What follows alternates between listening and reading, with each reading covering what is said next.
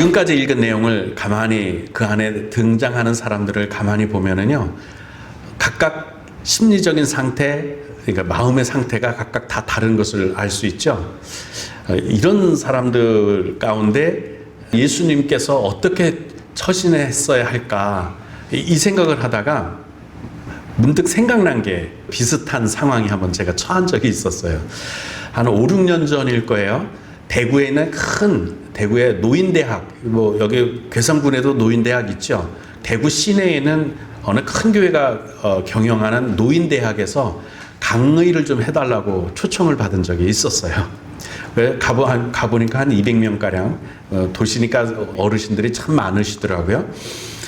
그렇게 모였는데, 교회에서 경영하는 노인대학이지만 설교를 부탁한 건 아니잖아요. 하나님의 말씀을 전해달라는 게 아니에요. 왜?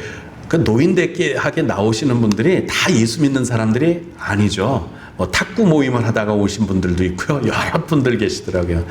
또 교육 수준도 다 달라요. 말이 노인대학이지 젊은 노인부터 진짜 어르신들까지 여러 층이 있습니다.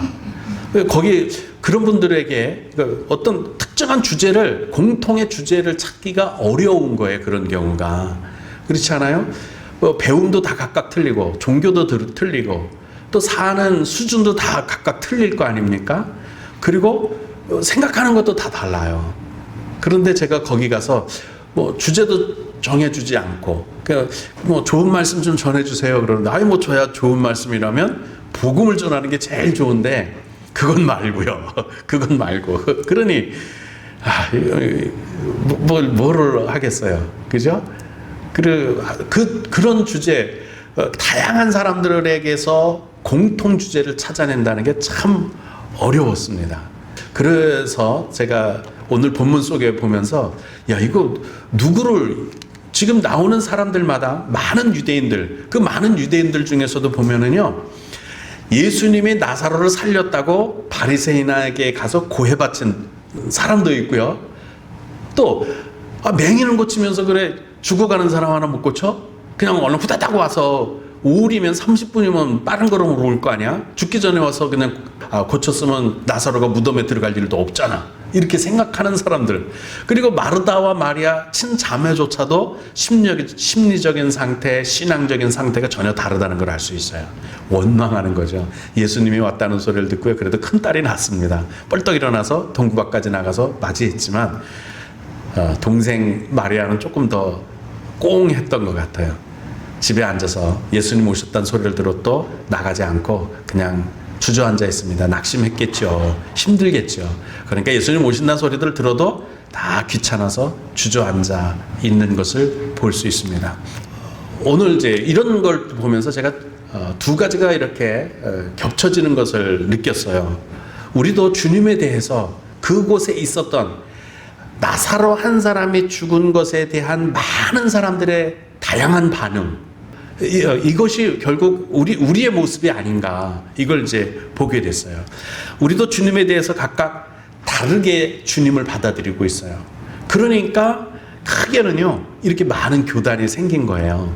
순복음은 순복음대로, 또 장로교단은 장로교단대로 같은 하나님을 보는데도요, 자기가 더 바라보는 주님이 다른 거예요. 그래서 조용 기도해야 되는 교단이 있고요. 우리처럼 큰 소리로 통성으로 기도하고 이걸 더 좋아하는 사람들이 있고요. 그러면서 뭐 서로 인정은 해요. 다 같이 인정은 해요. 근데 받아들이는, 다르게 인식하는 걸 본문 속에서 볼 수 있습니다. 마르다와 마리아 반응이 달라요. 마루 끝에 앉아서 예수님 오셨다는 말에도 전혀 반응하는, 그러니까 원망이 더 꽁한 거죠. 그런데 마르다는 쫓아나가는 걸 보면 이 둘 사이에도 뭔가 좀 다르고요. 예수님한테 고자질하는 사람들, 또 예수님을 원망하는 무리들, 그럼에도 불구하고 참 친절한 사람들이라는 걸 제가 느껴요. 나사로도 인정을 많이 받은 사람이죠. 이만하면 죽었단 말이에요. 그랬더니 많은 유대인들이 와서 위로하고 있습니다. 특히 마리아가 예수님이 너 불러 하고 마르다가 사람을 보냈어요. 예수님이 보낸 거 아니에요. 마르다가 가만히 보니까 여동생이 좀 잘못하고 있는 것 같으니까 사람을 보내서 예수님이 너 찾고 계셔 이렇게 보낸 거예요. 그러니까 마르다가 그 소식을 듣고 쫓아나가는 걸 보고 많은 사람들이 무덤에 가서 곡을 하러 가나 보다. 그러면 그 떼약볕에 이스라엘에 가보셔서 알지만 지금 같은 날씨예요. 바깥에 나가면요 여기가 따가워요. 이런 데가 막 따가워요. 선크림을 지금은 바르고 나갔으나 했지 그때는 선크림도 없잖아요. 근데도 사람들이 따라 나가주는 걸 보면 야 사람들 인심 참 좋다. 그리고 나사로가 인심 잃지 않고 살았구나 그 생각이 들더라고요. 여러분도요 이거 예수 믿고 안 믿고를 떠나서 좀 사람들에게 인심을 좀 얻고 살아야 하지 않겠나 싶어요. 인정받는 삶을 살아야겠어요. 여러분이 죽었을 때는 내가 죽었을 때는 나는 누가 올까? 어떤 사람들이 올까? 얼마나 올까? 여러분 생각해 보셨어요? 내가 그럼 어떻게 살았을까? 사람들에게 인정은 받았나? 사람들한테 욕먹고 살지는 않았나? 이런 것도 생각해 볼 필요가 있어요. 나사로처럼 인정받고 살 필요가 있겠죠? 하여간 유대인 무리 속에 바리새인한테 가서 고자질하는 사람도 있었어요. 왜 바리새인들에게 고자질했느냐고요? 바리새인들은 부활이 없다고 말하는 사람들이었어요. 그래서 이것 때문에 사도 바울도 그걸 이용해서 빠져나온 적도 있었죠. 부활이 없다는 거예요. 근데 부활을 한 걸 그 사람들한테 일르니까 바리새인들은 기분이 나빠요, 안 나빠요? 자기들이 신령을 갖고 있는 건데 그러니까 예수님을 죽이려고 공모하는데 일조하는 거죠. 그리고 또 예수님을 죽이려고 하는 바리새인들 이런 사람들을 이제 볼 수가 있습니다. 뭐 다른 사람들 반응은 우선 제껴놓읍시다. 주님은 그리스도시고 하나님의 아들이십니다라고 고백했던 마르다나 마리아의 같은 신앙이 아니니까요. 우리는 마르다 마리아 같은 신앙이잖아요. 그러니까 우리는 마르다와 마르다의 반응, 우리 같은 신앙을 갖고 있었던 마르다와 마리아의 반응에 주목할 필요가 있는 거예요. 그리고 내 신앙도 거기다가 접목해보고 비교해볼 필요가 있어요. 그리고 마르다와 마리아는 이렇게 반응했는데 우리하고 똑같은 신앙이 있는데 그렇게 반응했는데 왜 그랬을까? 그렇게 하면 뭐가 좋고 뭐가 나쁘지? 그럼 나는 어떻게 반응해야 할까? 이거 필요하잖아요. 그래서 살펴보려고 합니다. 평소에 믿음이 좋았던 사람들, 우리 주변에도 정말 믿음 좋은 사람이라고 생각했는데 나사로가 죽는 것 같은, 내 인생에 나사로가 죽는 거죠. 말하자면 큰 풍파가 일어나면 하나님을 원망하고 실족하는 사람들 참 많습니다. 오래전이죠. 한 30년 전인 것 같아요. 제가 이제 목회한 지 30년 됐으니까 30년 전이죠. 30년에서 한 28년 전쯤 곧 사이일 것 같아요. 우리 지방에 잘 아는 목사님이 계셨는데 목사님이 세미나를 가면서 국민학생, 초등학생 아이들을, 자녀들을 집사님 댁에 맡겨놓고 갔어요. 잘 있었으면 얼마나 좋았을까. 근데 이 아이들이 물놀이를 갔다가 하나가 빠져 죽었어요. 야, 집사님도 참 이거 애매한 거고, 뭐 일을 해야지 애들 뭐 집에 재워주긴 하지 어떻게 뭐 붙들고 돌아다녀요. 어떻게 묶어놨기를 해요. 죽은 거예요. 세미나 갔다 와서 보니까 죽어 있으니 내가 놀러 간 것도 아니고, 이 목사님 말이에요. 내가 놀러 간 것도 아니고 세미나 가서 주님의 말씀을 더 열심히 듣고 배우고 알아서 주의 백성들에게 귀한 말씀을 나누려고 갔는데 내가 놀러 간 겁니까? 근데 하나님 뭐 하는 거예요? 왜 내 아들을 죽여서? 하나님 정말 날 사랑하는 겁니까? 하나님 계시긴 한 겁니까? 내가 하나님을 이렇게 했는데 하나님은 나한테 왜 이러세요? 목회하시던 목사님이요, 실족해서 떠났어요. 목회를 접어버렸어요. 얼마간 소식이 들리는데 교회도 안 나간대요. 뭐 하냐 그랬더니 집에서 생각날 때마다 예배는 드리는데 교회도 안 나간다. 많은 사람들이 안타까워했어요. 그리고 한 5년쯤 지났나? 뭐 정확한 내용은 나까지는 모르는데 깊이 깨달았다. 그러니까 욥과 같은 과정을 거쳤겠죠. 깊이 깨달았다. 그리고 다시 목회를 하고 지금까지 목회하고 있는 것으로 알고 있어요. 부여 쪽에서 목회를 하고 있는데 이렇게 정말 예수 잘 믿는다, 열심히 주를 섬긴다 하는 사람들이 의외로 실족하는 경우가 많아요. 오늘 마르다 마리아도요, 자칫 자칫했으면 실족할 뻔했어요. 마르다도 주님 오리밖에 안 돼요. 빨리 빠른 걸음만 오셨으면 30분이면 왔잖아요. 그럼 우리 오빠 살아계셨었을 거 아니에요. 맹인도 고쳤는데, 아예 눈이 없는 사람도 보게 했는데, 살아있는 사람, 지금 몸살 앓고 있는 사람, 아파하는 사람, 체해서 죽는 건지 어떤 뭐 죽어가고 있는데 아직 죽은 건 아니잖아요. 살릴 수 있었잖아요. 맹인은 고치면서 그래 죽어가는 우리 오빠 못 고쳐서 안 오신 거예요? 원망한 거예요. 원망한 거. 여러분들 기도하다 원망 나올 때 있죠. 저도 원망 나올 때 있어요. 정말 감당할 수 없는 일만, 하나님 도대체 나한테 왜 이러세요? 내가 뭐 잘못한 게 있어야죠. 주님, 예배를 안 드렸어요. 주일을 빼먹었어요. 기도를 안 했어요. 성경을 안 읽었어요. 주님, 저 열심히 했잖아요. 근데 저한테 왜 그러세요? 왜 이렇게 힘들게 하세요? 그럴 때 있죠. 마리아가 바로 그런 심정이었을 거예요. 여기서 오빠는 그냥 오빠가 아니에요. 이스라엘은요, 이슬람교와 같아요. 남자가 죽으면 여자는 직장 가질 수가 없기 때문에 먹고 살 길이 끝나는 거예요. 먹고 살 길이 끝나는 거예요. 남자가 돈을 벌어와요. 이거 누가 도와주지 않으면, 일가와 친척이 도와주지 않으면 살 길이 없어요.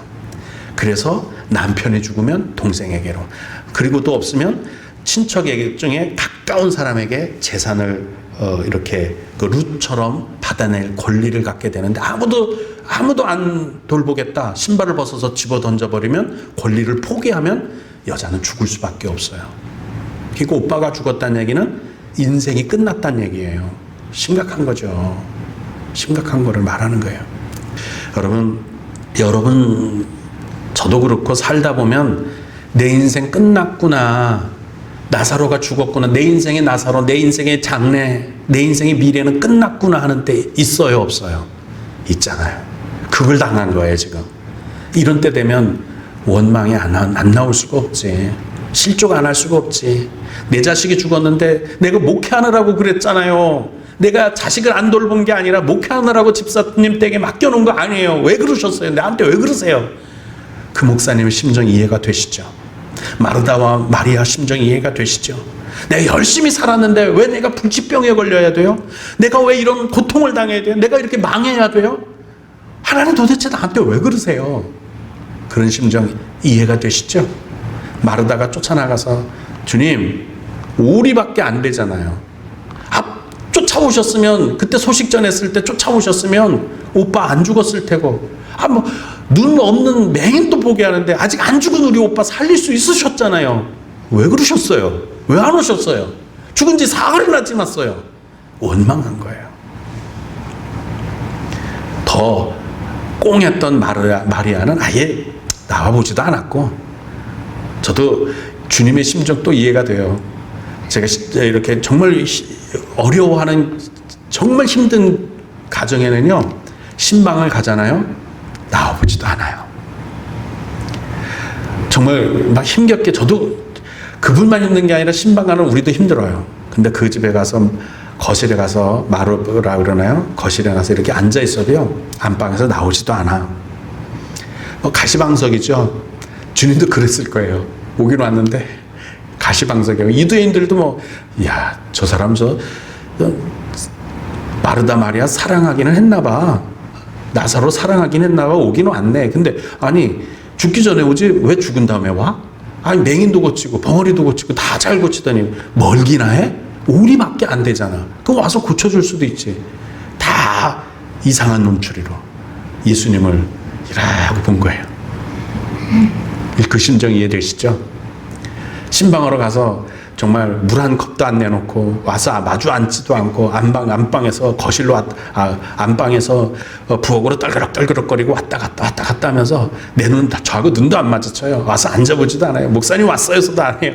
그러면 이제 그래도 15분 20분 꼭 눌러 앉고 그냥 기다려요. 그러면 이제 커피 한 잔 타갖고 와서 앉아요.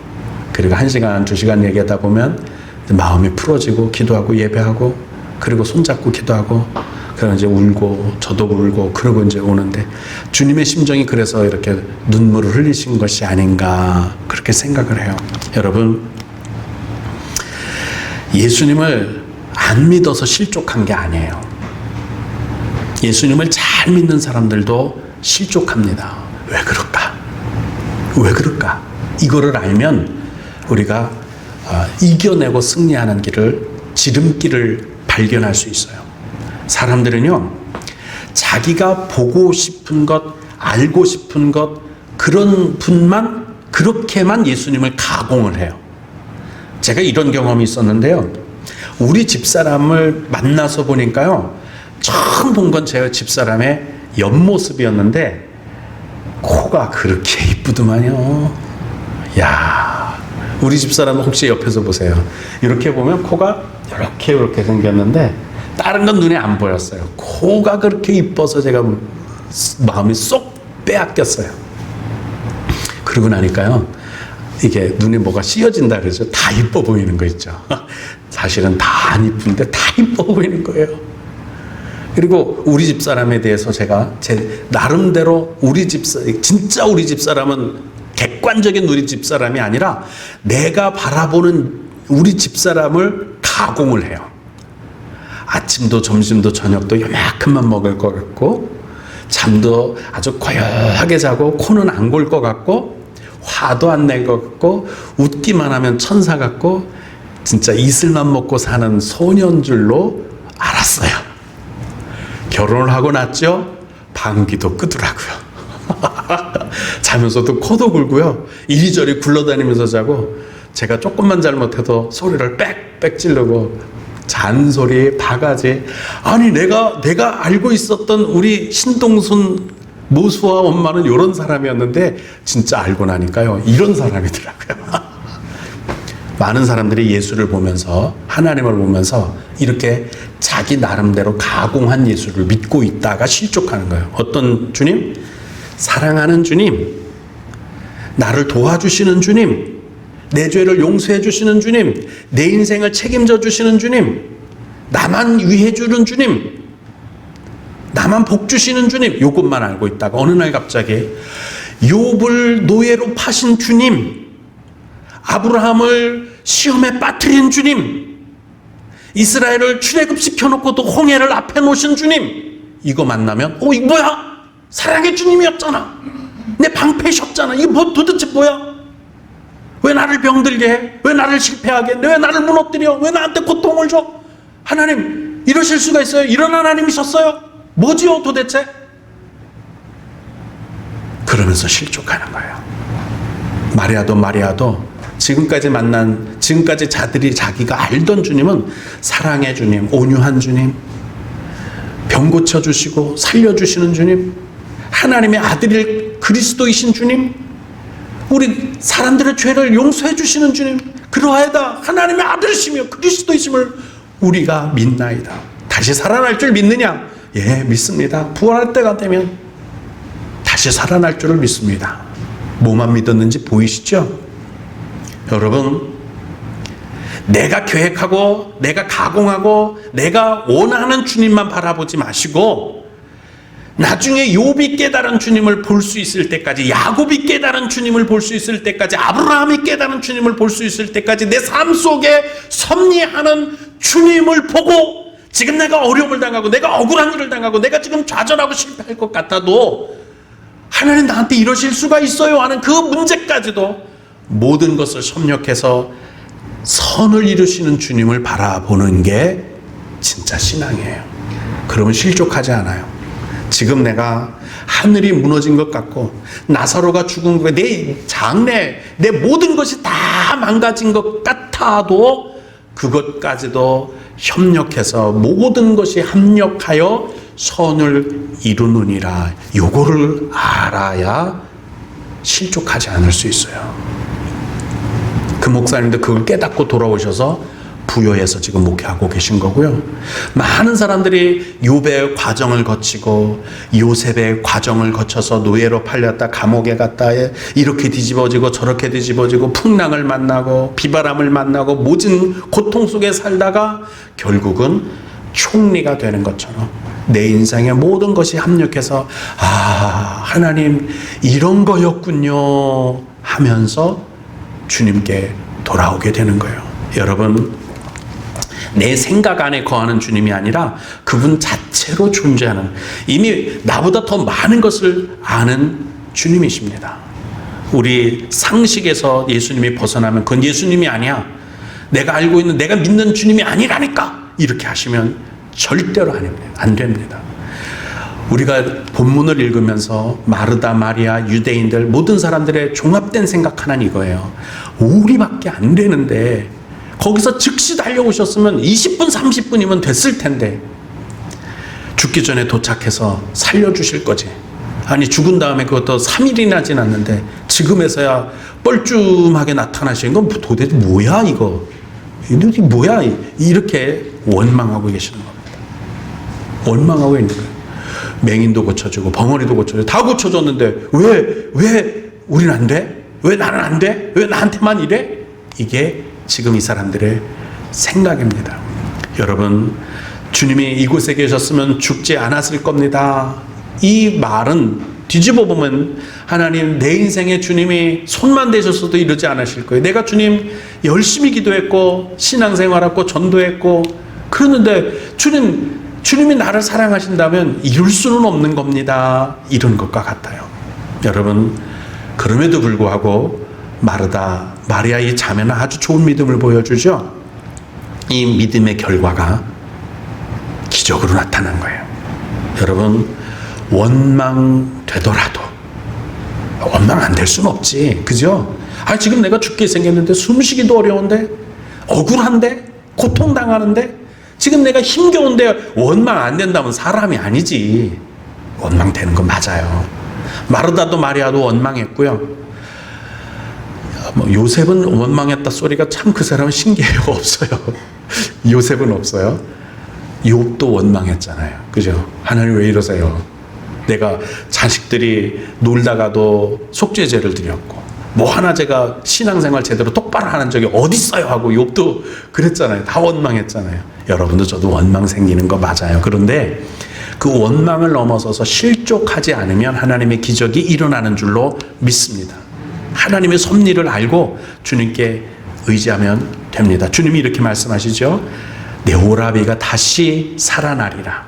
물론 주님의 뜻을 다 알지는 못했어요. 우리도 주님의 뜻을 다 알 수는 없지요. 근데 기본적인 건 알고 있으니까 이렇게 대답하는 거예요. 맞습니다. 주님 내가 믿어요. 부활할 때 다시 살아날 줄 아나이다. 그럼 믿습니다. 주님은 그리스도시요 하나님의 아들이신 줄을 내가 믿습니다. 베드로만 이렇게 말한 게 아니에요. 참 이 여자들도 이런 신앙 갖고 있었어요. 이게 기본이잖아요, 이런 건. 근데 주님은 또 다른 생각을 갖고 계셨던 거예요. 지금 살려주고 싶었던 거죠. 이게 하나님의 영광을 지금 보여주고 싶었던 거예요. 그래서 내가 말했잖아. 믿으면 어떻게 하면요? 믿으면 하나님의 영광을 보리라. 하나님의 영광을 보리라. 여러분의 삶과 제 삶 속에 지금 어떤 일, 어떤 형편으로 고통당하든 하나님의 영광을 보실 수 있기를 주님의 이름으로 축복합니다. 하나님의 영광을 보세요. 그러면 지금 고난, 지금 실족할 만큼 원망스러웠던 그 모든 일들이 오히려 합력해서 더 좋은 일, 선하게 이루어질 줄로 믿습니다. 내가 생각지도 못했던 절망적인 상황이 와도 여전히 하나님의 섭리, 하나님의 뜻, 이거 주님이 그대로 이끌어가고 계시고 계획대로 지금 진행하고 계시다는 것을 믿으실 수 있기를 주님의 이름으로 축복합니다. 우리의 신앙 형태도 마찬가지예요. 하나님이 나를 향한 계획이 있다, 섭리가 있다, 이거를 아주 철저하게 믿고 있어야 돼요.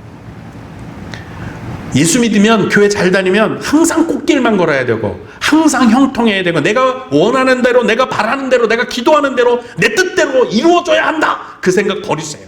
그렇게만 주님을 믿지 마세요. 언제든지 시험이 올 수 있고 시련이 닥쳐올 수 있고 낙심하는 일들이 부지기수, 이게 인생 아니에요. 그때마다 하나님 원망하면 언제 하나님의 영광을 보시려고요? 언제 하나님의 기적을 체험하시려고요? 여러분, 꽃길만 걷겠다, 이 생각 버리세요. 인생은 영적 전투기 때문입니다. 만약 오늘 마리다 자매가 욥처럼 갑자기 또 욥처럼 이렇게 갑자기 불행한 일이 닥쳐온다면 여러분 어떻게 반응하실까? 한번 자기 자신을 예비군 훈련을 해보세요. 민방위 훈련을 해보세요. 아, 이런 일이 닥쳤을 때 나는 어떻게 반응하지? 한번 민방위 훈련하듯이 한번 시뮬레이션, 한번 예행 연습을 해보세요. 어떻게 반응할까? 내가 만약에 이런 고난을 당한다면 어떻게 반응할까? 만약에 마르다와 마리아처럼 비록 원망은 생겨도 하나님 이러실 수가 있어요 하고 그런 원망은 생겨도 기본 믿음을 버리지 않고 주님께 나아간다면 하나님의 기적을 체험하실 수 있게 될 줄로 믿습니다. 내 말이 내가 이렇게 말했잖아. 네가 믿기만 하면 하나님의 영광을 보리라. 아멘입니다. 할렐루야. 하나님의 기적을 체험하시기를 주님의 이름으로 축복합니다. 여러분, 내가 원하는 상황만 받아들여서는 안 돼요. 그러면 하나님의 영광을 볼 수 없어요. 내가 정말 피하고 싶은 상황 안에서도 주님의 뜻을 바라볼 수 있는 사람만이, 주님께 굳은 믿음을 가지고 있는 사람, 이런 사람만이 오늘 주님이 선포하신 하나님의 영광을 보리라, 이 말씀을 내 삶 가운데서 기적으로 경험하게 될 줄로 믿습니다. 집에서 예배 드리시는 분들 힘드시죠?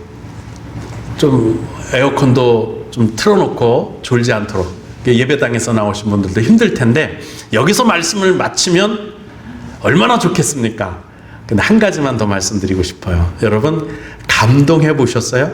감동. 저는 오늘 말씀을 읽다가 항상 읽을 때 그래요. 이 말씀을 준비하면서 읽다가 나사로가 부활했다는 말씀을 읽을 때 또 감동이 오더라고요. 그러면 여러분, 감동 오면은 신체적인 변화가 일어나죠. 우선 닭살이 돋아요. 그죠? 짜르르 하죠. 눈물이 팽 돌아요. 그리고 저 같으면 막 이런데도 막 느낌이 이상하고 이렇게 그래요. 그걸 한번 제가 느껴봤어요. 일부러. 그랬더니요. 이걸 뭐 의학적으로 뭐 엔돌핀이 돈다 그래야 되나 뭐라 그러나, 그건 고사하고라도요, 정신적으로 영적으로 카타르시스이 일어나더라고요. 이거 뭐라 그러죠? 이거 우리나라 말로는 잘 뭐라 그러는지 모르겠는데 정화작용 같은 게 일어난다 그래야 되나요? 정화가 되는 느낌이에요. 마음도 몸도. 이런 걸 감동하는 사람들이 얻을 수 있어요. 그리고 감동한다는 거는요, 삶을 풍요롭게 산다는 뜻이에요. 많은 사람들이 감동을 좀 받았으면 좋겠다 싶어요. 여러분, 제가 이렇게 한번 말씀드려 볼게요. 감동하는 사람하고 감동하지 않는 사람하고 누가 더 멋있는 삶, 풍요로운 삶을 살까? 두 가지를 예를 들어 볼까요? 정말 지식이 많아. 그런데 그 일에는 전혀 관심이 없어요. 그 일은 어릴 때부터 배워서 그냥 눈 감고도 할 수 있어. 근데 그 일에 재미는 없어.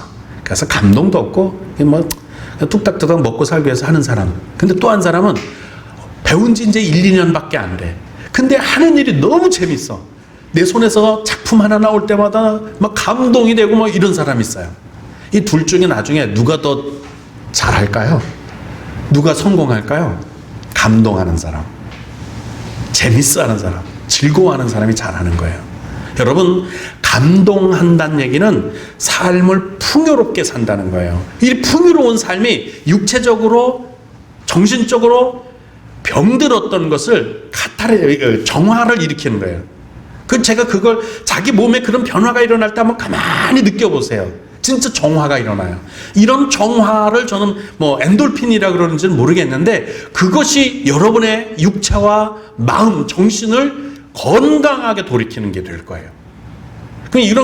이 감동을 얻기 위해서 뭐 엄청난 걸 바라봐야 되나요? 아니에요. 소소한 일들 중에 감동할 일들이 얼마나 많은지 몰라요. 며칠 전에 이걸 뭐라 그래요? 제습기 때문에 교회에 한번 들어왔어요. 들어왔다가 기도 한 뭐 1분, 2분 잠깐 하면서 나가는데, 저 문을 열고 딱 나섰는데, 이게 여기 험백산이가 앞에 절벽 있잖아요. 그 중간으로 띠를 이루면서 구름이 쫙 지나가는데, 그리고 아주 코앞으로 오도록 황사도 없고, 그래서 바짝 비 온 다음처럼 가까이 와 있는데, 우와, 감동이 막 밀려오더라고요. 그거 보는데도 감동이 오더라고요. 그리고 그때 그런 것도 또 느꼈어요. 여러분, 정말 우리 삶 가운데 아주 소소한 일들 중에도 감동할 거리가 정말 많아요. 이렇게 감동하는 일, 감동을 하면 우리 마음이 정화가 되고 건강하게 돼요. 나사로가 다시 살아났습니다. 그걸 읽으면서 또 마르다와 마리아의 감동은 또 어땠을까요? 여러분, 하나님의 영광을 보시고 싶으면 두 가지를 저는 본문에서 찾았어요. 첫째는 꼭 형통한 상황이 아니어도 흔들리지 마라. 믿음을 고백하라. 대단한 것들이 아니더라도 자주 삶 가운데서 감동하는 삶을 살아라. 그러면 하나님의 영광을 보게 될 줄로 믿습니다. 이런 삶으로 여러분의 삶을 풍요롭게 하시길 주님의 이름으로 축복합니다.